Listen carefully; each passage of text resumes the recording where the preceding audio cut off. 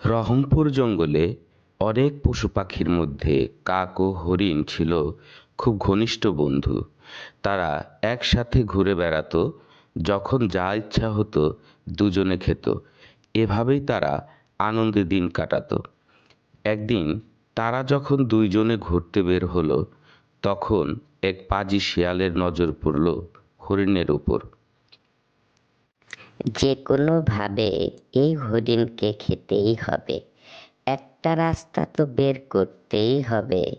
যদি হরিণের সাথে বন্ধুত্ব করি, তাহলে হয়তো ভালো মতো তাকে ফাঁদে ফেলা যাবে। একদিন শিয়াল দেখল হরিণ একা মাঠে ঘাস খাচ্ছে। কি খবর বন্ধু, ঘাস খাচ্ছ নাকি? বন্ধু? কিসের বন্ধু? কার বন্ধু? কে তুমি? তুমি আমার বন্ধু হবে? তোমাকে আমি চিনি না, আমি কেন তোমার সাথে বন্ধুত্ব করব? দুঃখিত, কিছু মনে করো না, আমি তোমার সাথে বন্ধুত্ব করতে পারবো না। জঙ্গলের সব বন্ধুরা আমাকে ছেড়ে চলে গেছে। আমি এখানে একা হয়ে পড়েছি। আমার কোনো বন্ধু নেই। তোমাকে দেখে তাই খুশি হয়েছিলাম। ভেবেছি তোমার সাথে বন্ধুত্ব করব।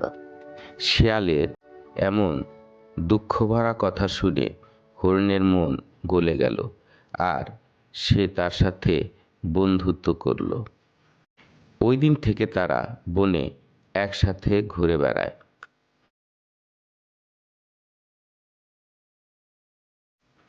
দোস্ত, তুমি তোমার ঘর এখনো আমাকে দেখালে না, আজ দেখাবে নাকি?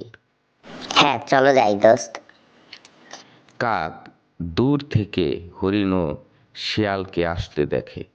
হরিণ শিয়ালকে কাকের কাছে নিয়ে গিয়ে বলে, বন্ধু, দেখো, কাকে সাথে এনেছি।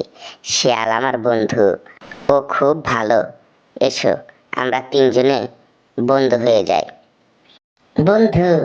তাও আবার শিয়ালের সাথে? তুমি অনেক বড় ভুল করছো। অবশ্য তোমার ইচ্ছে, তুমি যে কারো সাথে বন্ধুত্ব করতে পারো। এই বলে কাক সেখান থেকে চলে গেল। হরিণের শিয়ালের প্রতি বিশ্বাস ছিল। একদিন শিয়াল হরিণকে বলল, ও এমন এক জায়গা চিনে যেখানে হরিণের মনের মতো সব খাবার পাওয়া যায়।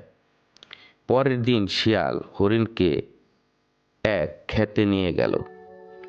এত খাবার দেখে হরিণ খুব খুশি হয়ে গেল, আর সেই খেতে খাওয়া শুরু করলো। দোস্ত, তুমি না হলে আমি এত সুন্দর খাবার খেতেই পারতাম না। শিয়াল মনে মনে বলল, খাও, বেশি করে খাও, আর মোটা তাজা হও, তারপর আমি তোমাকে খাবো। এইভাবে প্রতিদিন তারা এই খেতে এসে খাওয়া দাওয়া করত।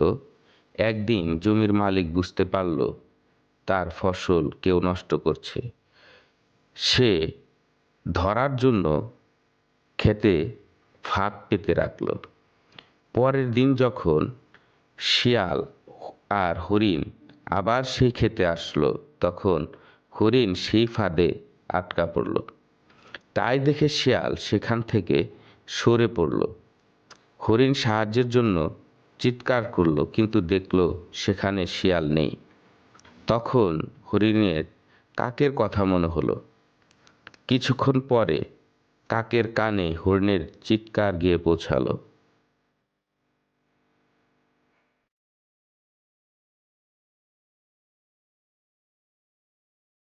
কাক সেই শব্দ লক্ষ্য করে হরিণের কাছে গিয়ে পৌঁছালো।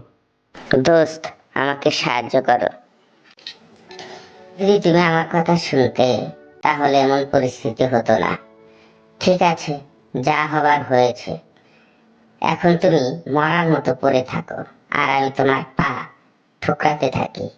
জলদি করো, ক্ষেতের মালিক দেখো আসছে।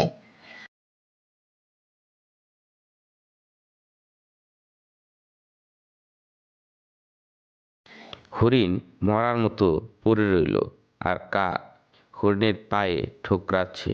এই দেখে জমির মালিক মনে করলো হরিণ মনে হয় মরে গেছে, আর সে ফাঁদ সরিয়ে ফেলল। তখন হরিণ উঠে এক দৌড়ে সেখান থেকে পালিয়ে গেল। শিয়াল দূর থেকে এসব দেখে নিরাশ হলো। কাক তার পরিকল্পনা ধ্বংস করে দিয়েছে।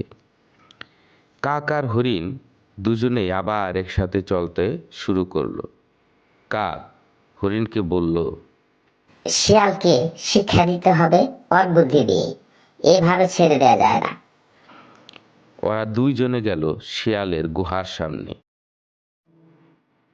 গিয়ে কাক বলল, তুমি যাও, ওকে ভুলিয়ে সেই ক্ষেত্রে নিয়ে যাও আর ফাঁদে ফেলো, তাহলে ওর শিক্ষা হবে। চিন্তা নেই, আমি দূর থেকে দেখবো সবকিছু। হরিণ তখন শিয়ালের কাছে গিয়ে বলল, দোস্ত, তুমি আমার সাথে কথা বলো না কেন?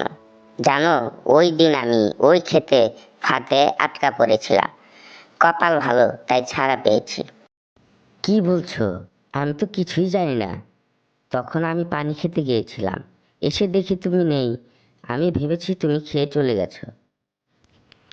শিয়াল মনে মনে ভাবল, যাক, হরিণ তাকে সন্দেহ করেনি। এবার হরিণকে সুবিধা মতো খেতে হবে। আবার তারা দুজনে একসাথে চলা শুরু করলো। একদিন হরিণ শিয়ালকে সেই ক্ষেতে নিয়ে গেল যেখানে ক্ষেতের মালিক প্রতিদিন ফাঁদ পেতে রাখে। খেতে যাওয়ার সাথে সাথে শিয়াল ফাঁদে আটকা পড়ল। শিয়াল বলল, আমাকে বাঁচাও দোস্ত, আমি ফাঁদে আটকা পড়েছি। তুমি কি আমাকে ওই দিন সাহায্য করেছিলে? আমাকে ফাঁদে ফেলে চলে গিয়েছিলে। এখন দেখো কেমন মজা। এই বলে হরিণ সেখান থেকে চলে গেল। আর জমির মালিক এসে শিয়ালকে মারতে মারতে মেরেই ফেলল। গল্পটি কেমন লাগলো বন্ধুরা?